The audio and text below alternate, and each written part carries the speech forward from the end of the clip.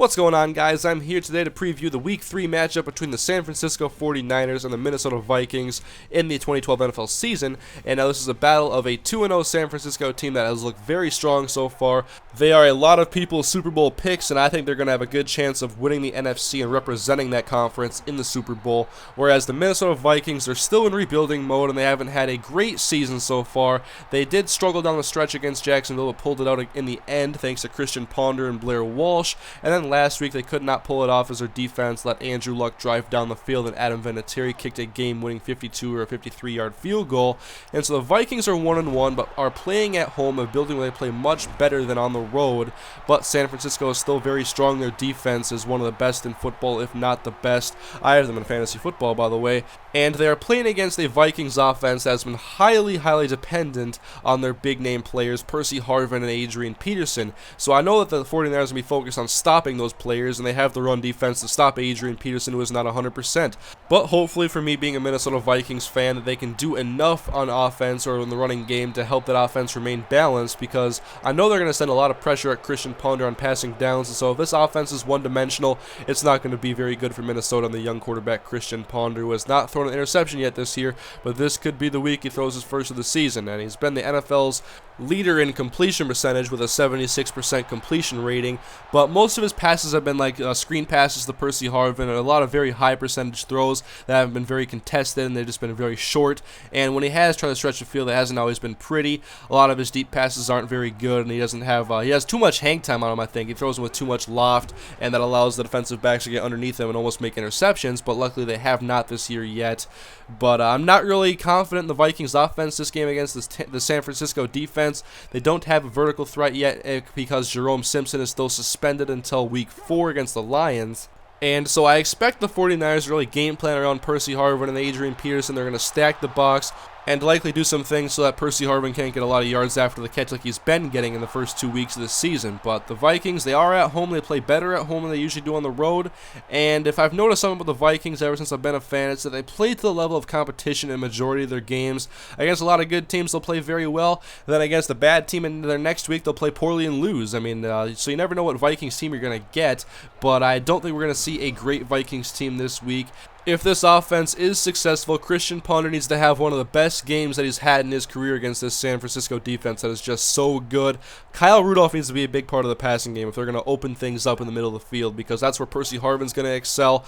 And Kyle Rudolph's a great tight end. I think he's going to be a Pro Bowl tight end one day, and hopefully this season if he can start getting it going. He's had a pretty good start, but not a very fast start. So I want to see a lot more of the twin tight end offense succeed, because we haven't seen John Carlson play much. He didn't play in week 1, and I believe he played 18 snaps in week 2 and did not get targeted the football. So hopefully the Vikings can play more of the offense they were hoping to play a lot this season. I knew they would be off to a slow start, but with John Carlson being hurt, it's definitely hurt their development, I think. And getting Jerome Simpson back next week is going to be very helpful, I hope at least, for this Vikings vertical passing game that's been largely non-existent since Sidney Rice left town.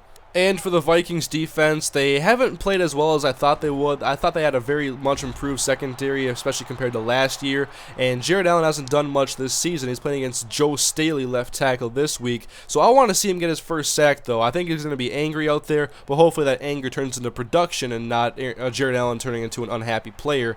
Whereas Brian Robinson's played well, Kevin Williams played pretty well, and LaTroy Guion has not played all that well, I'd have to say. Then linebackers for Minnesota, Aaron Henderson, Chad Greenway, they've played very good this season against the run. They're going to be needed to stop Frank Gore in this power running offense so they can make Alex Smith at least throw the ball to beat them this week, which against the Vikings secondary is probably very possible considering they don't make very many plays on the football. They don't make interceptions. They've had like 2 in the last 13 games, none this season, and hopefully this week they get one, but the 49ers do a great job of taking care of the football on offense. Alex Smith just does not throw interceptions anymore. And also this is Randy Moss's return to the Metrodome in his first game as a member of a team other than the Minnesota Vikings in that building. I want to see how many snaps he gets, and if he gets a touchdown, I won't be that angry because I've been a big Randy Moss fan for a long time. But I like Randy Moss. I want to see him succeed, but hopefully the Vikings can keep him in check this week. But definitely one guy to watch this week. I expect to be the 49ers' most productive player on offense against the Vikings is going to be tight end Vernon Davis. Jasper Brinkley cannot cover him. Nobody on this Vikings defense can cover Vernon Davis. They don't match up well physically, and if they put linebackers on Vernon Davis, I expect him to have a big day, like 150 yards and 2 touchdowns. But the Vikings defense did keep Kobe Fleener last week in check, whom I thought would be the target or the recipient of a lot of targets from Andrew Luck, but it wasn't so much. So maybe the Vikings are doing a little bit better against tight ends than I thought, but in recent seasons, tight ends have torn up the Vikings defense, especially in the middle of the field, which is always wide open due to this Tampa 2 defense that I'm not a big fan of and haven't been ever since they got it here in Minnesota. And so I'm expecting the San Francisco 49ers to have a very productive day on offense. If they can get the running game going, they're going to definitely be in control of this game and will control a lot of the clock, whereas the Vikings, they need to be good on third down. Christian Ponder needs to be very efficient against a good defense. He will be pressured. He will be sacked quite a few times, I assume. But I think the Vikings' best chance at winning this week is if San Francisco takes them lightly and the Vikings catch them napping, because the Vikings, they have good players. I mean, they're a rebuilding team, definitely, without a doubt, but they do have some good players, and if they can catch the 49ers napping, they may have a chance, but I am not banking on that. I am taking San Francisco in this matchup by a score of 27-16. And if I'm Minnesota, I stack the box, I try to stop Frank Gore as much as I can, and if Alex Smith beats it through the air, well, then he beats it through the air, because you're going to get beat one way or another probably against this 49ers offense.